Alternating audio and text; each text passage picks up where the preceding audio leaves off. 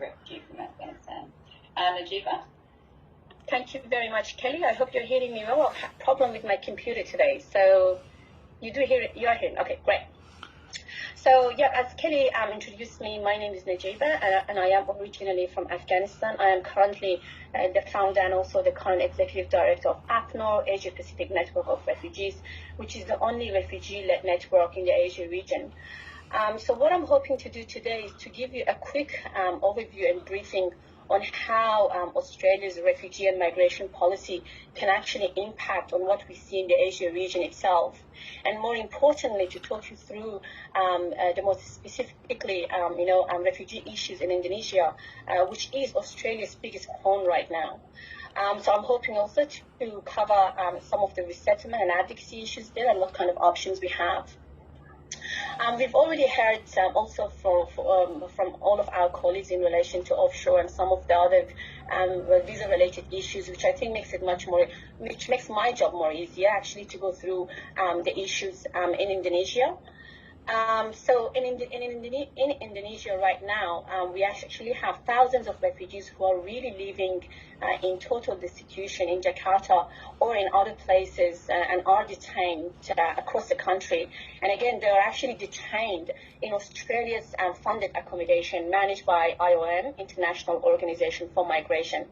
So a lot of these refugees are actually coming from many different countries. We've got the majority are actually from the Hazara ethnic minority.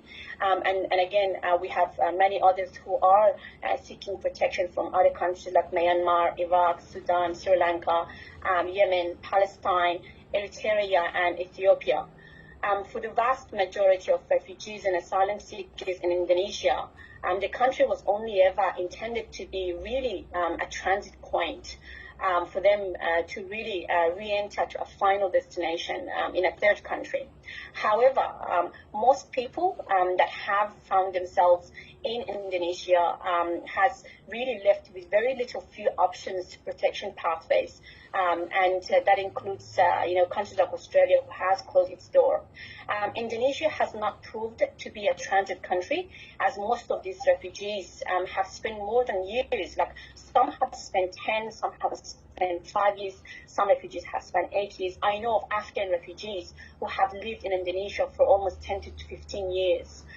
So these stranded refugees face a number of severe challenges, all of which have been really exacerbated by the global pandemic as well. So one thing that I can say for sure is that all of these refugees are really living in limbo, and many of them have been living without any certainty about their rights of resettlement.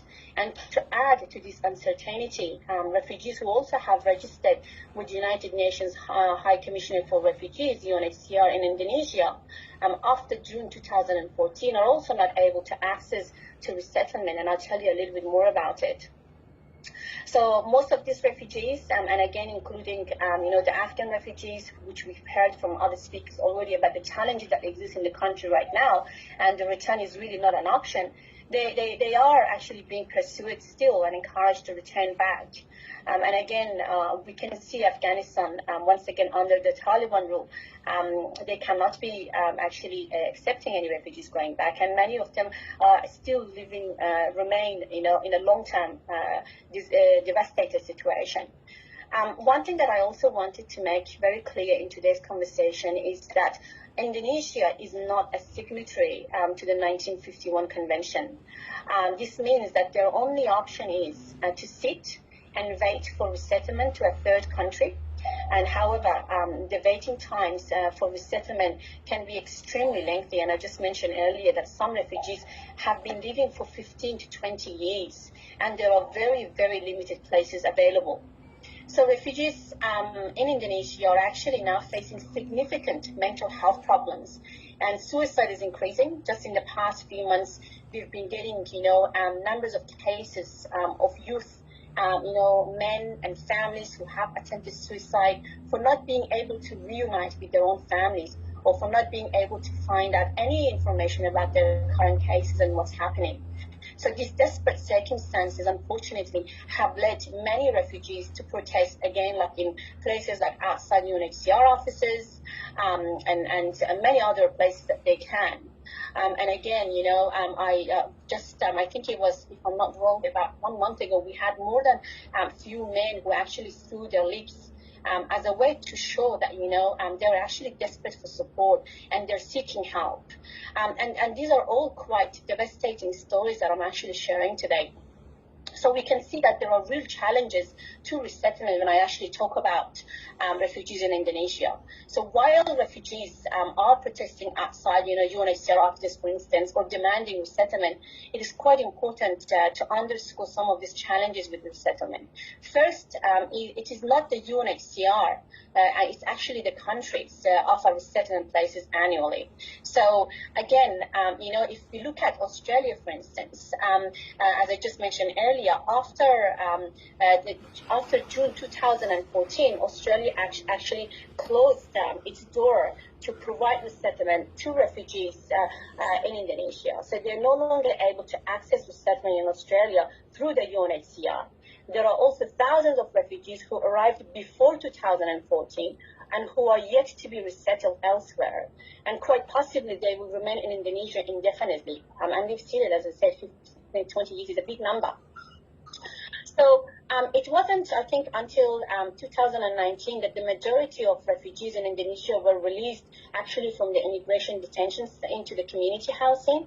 Up until then, most of the refugees in Indonesia were still living in detention centers, again funded by Australia through IOM. So since Australia cut its funding to IOM Indonesia, thousands of refugees who are registered through UNHCR after March 2018 again have been left destitute. So we're talking about a very devastating circumstances in Indonesia. And I have traveled to Indonesia myself. I came to Australia by boat myself, and I've seen that country and I've seen that city. So you can imagine some of the policies that do get created inside the country. We think that we can see only the effect in our own shore, but that's not the case. Yes, it is correct, and we've heard it from numbers of speakers today, how it's impacting the asylum seekers here in Australia, and how it's impacting also other countries to actually learn and replicate some of the most negative policies, which is really unnecessary, and putting a lot of lives into danger. So since Australia's Operation Sovereign Borders began, it has shifted Indonesia's role really from that of being a transit country for refugees coming by boat to an unintended final destination for most refugees seeking asylum in Australia. And furthermore, Australia's government and refugee policies, unfortunately, I would say, have inspired some of the other countries to take a much harsher approach towards those seeking asylum. And since 2013, we did see how the Operation Sovereign Borders, the Australian government, start imprisoning refugees in offshore detention centers like Papua New Guinea and Nauru, which Graham just went through.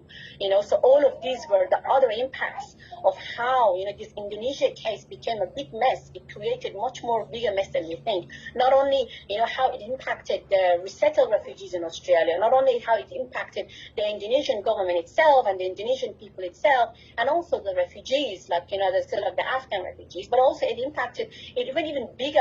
Australian government went far beyond its efforts. And I was quite surprised to see that, we could have put a lot of these efforts in ensuring that we come up with humane policies which really respects, the rights of asylum seekers to seek asylum, but that hasn't been the case. So Indonesia, as a result, has developed a more hardline border policy since the Bali Process Regional Agreement, which again was signed in 2002. And under this agreement, Australia funds again, the Indonesian police and immigration officials to really intercept those that seeking to enter Australia by boat and more. And this has, made Indonesia to actually hold around, if I'm not wrong with the number, around 14,000 in average probably of refugees in Indonesia since 2013. So you can see that the number of refugees in Indonesia has been increasing. And again, if we go through a bigger statistics, we also realize that there has been, a bigger number of kids and babies have been born. So we're talking about, a potential generation of youth children that are living, in limbo, and where these children and youth can actually can be placed in schools and, into a good future to ensure that they are there to support not only, the host country that they're living in, but also in a country like Australia. So hundreds of destitute refugees across Jakarta did beg at one point to be let into detention centers, so they could be fed and sheltered. So you can see, again, the level of desperation. We had a big number of people going into detention centers and wanting to be there because they had no other means of economic independence. They didn't know how to survive. They didn't know how to find a work while they were not allowed to actually to employment in Indonesia, and their only option was to actually go back into those detention centers and asking to be fed and to be sheltered. So you can see that, the kind of situation that some of these policies can create for the most innocent people who are trying to come and seek Australia's support. So again, in a country like Indonesia, refugees are still not allowed to work. They cannot go to work. They cannot have access to Medicare, and some are put in detention centers, some are put in community center, and they're basically having no civil rights whatsoever. And this is really, again, a discrimination when it comes to refugees in Indonesia. And again, if we are to compare some of this situation with